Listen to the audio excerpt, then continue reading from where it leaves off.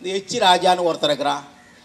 லட்டில் வந்து ஏதோ கொழுப்பா கலந்து செத்தாடா போட்டான். லட்டு திரும்ப செத்தா போட்டான்.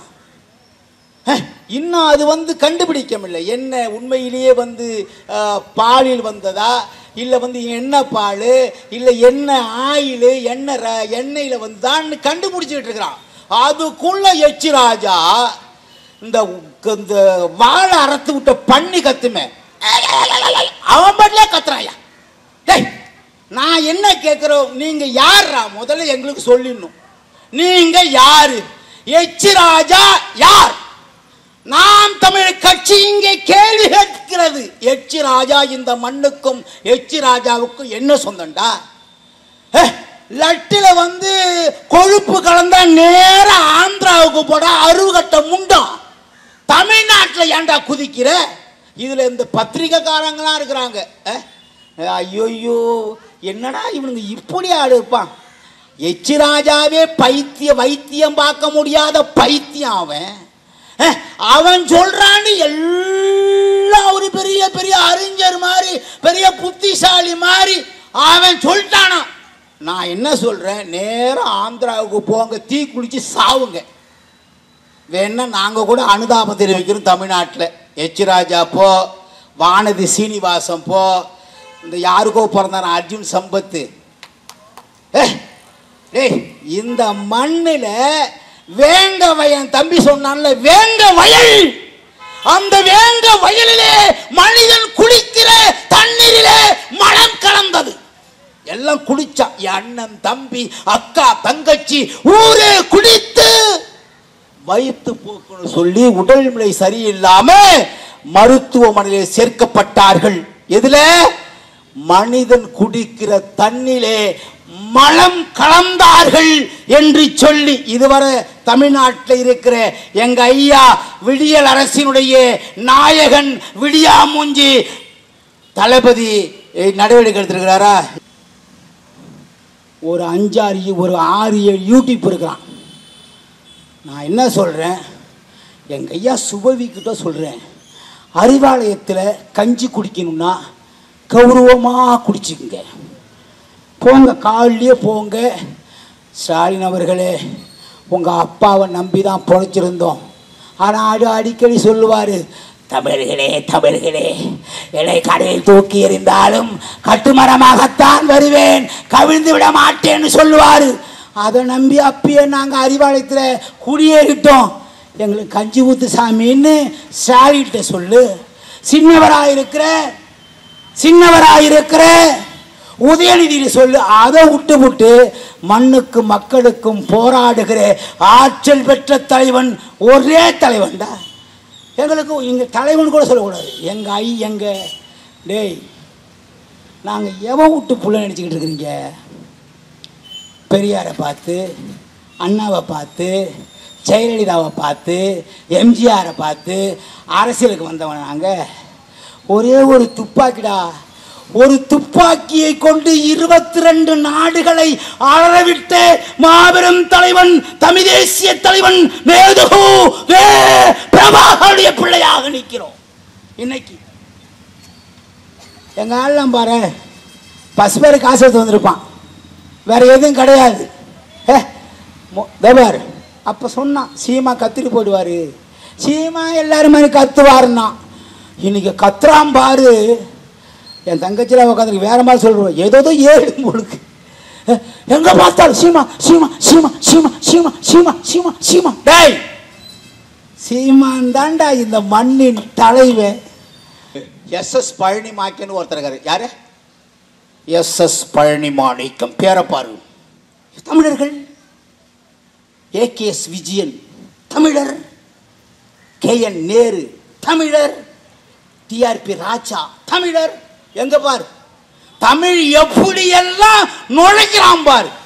டேய் என் பேர் இடிமுரசரா, எங்க அண்ணன் பேரு சீமான்டா. இங்க இருக்கிறவன் செந்தமிழ் செல்வன், கார்மேகம், அறிவி செல்வன், இப்படி பேர் இருக்கும்.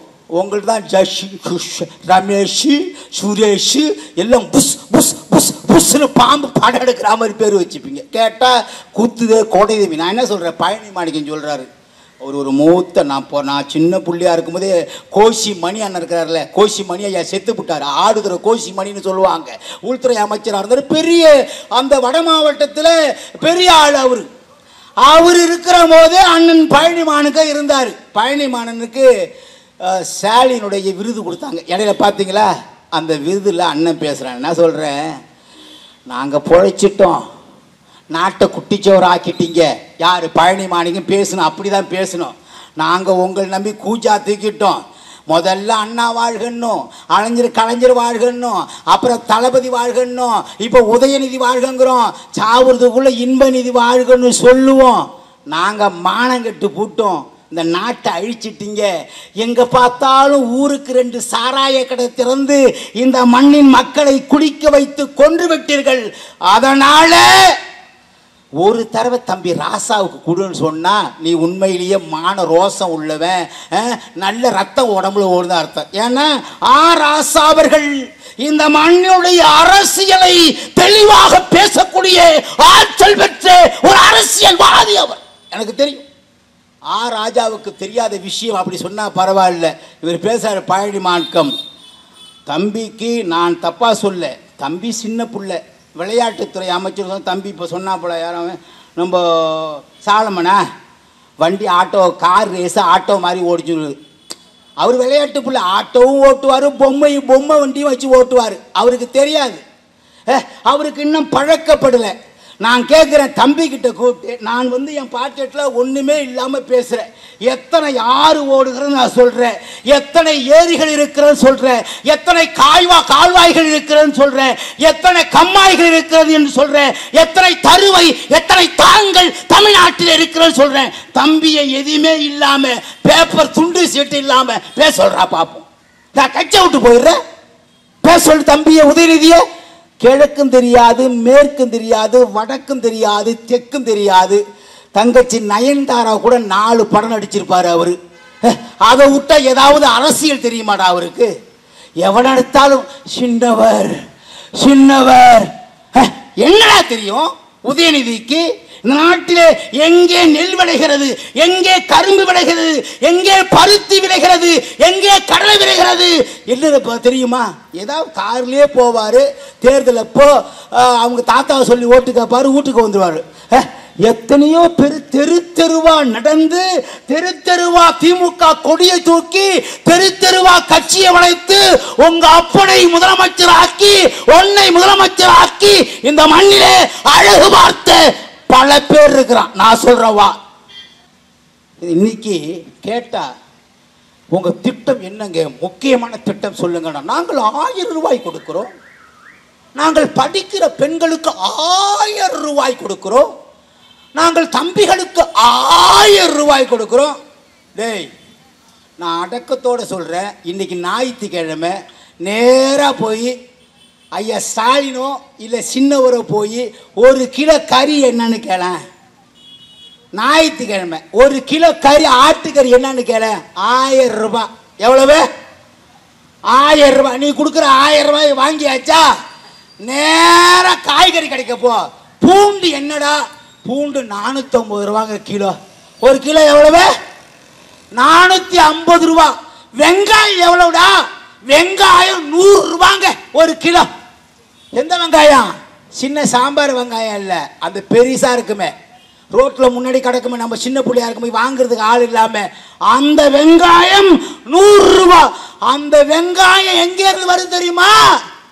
தமிழ்நாட்டில் இருக்கிற மணலை கப்பல் மூலியமா எகிப்து நாட்டில் கொண்டு போய் அங்க இருக்கிற பாலைவன மண்ணிலே பரப்பி அங்க வெங்காயம் பயிரிட்டு அதை இங்க, அந்த வெங்காயத்தை இங்க இருக்கிற திமுக வெங்காயங்க இறக்குமதி செய்யுது. அதனாலதான் அந்த வெங்காயம் 100 ரூபாய். எவனாவது கேட்கிறானா? ஏதாவது ஒரு வேலை, ஒரு பொருள் வாங்குற மாதிரி இருக்கடா? கேட்டா சீமானதை சொல்லிட்டார், சீமான் இதை சொல்லிட்டார், சீமான் அங்க சொல்லிட்டார், சீமான் சட்டை கைட்ட சொல்லிட்டார். சட்டை கைட்டுல ராஜா 2026 பச்சை மட்டை ரெடியா இருக்கு உங்களுக்குலாம். தமிழ்நாட்டில் இருக்கிற எல்லா ஆறு குளத்தெல்லாம் ஏரியிலே தூர்வாகிறீங்களே, என் தம்பி கேட்டானே செந்தில், அந்த மண்ணை எங்கே கொண்டு போறீங்க சொல்கிறான். நாங்கள் போயிடுறோம்டா. தமிழ்நாட்டில் இருக்கிற ரெட்டேரி போன்ற பெரிய பெரிய ஏரிகளை தூர்வாரி நாங்கள் தூர்வாருகிறோம் என்று சொல்லி அந்த மண்ணை 10 அடி ஆழத்திற்கு எடுத்து அப்புறப்படுத்திய மண்ணை எங்கே சேமித்து வைத்திருக்கிறீர்கள் சொல்ல முடியுமா? நாளைக்கு இதே இடத்துல மேடை போட்டு சொல்லு. திருட்டு அயோக்கிய பயலுல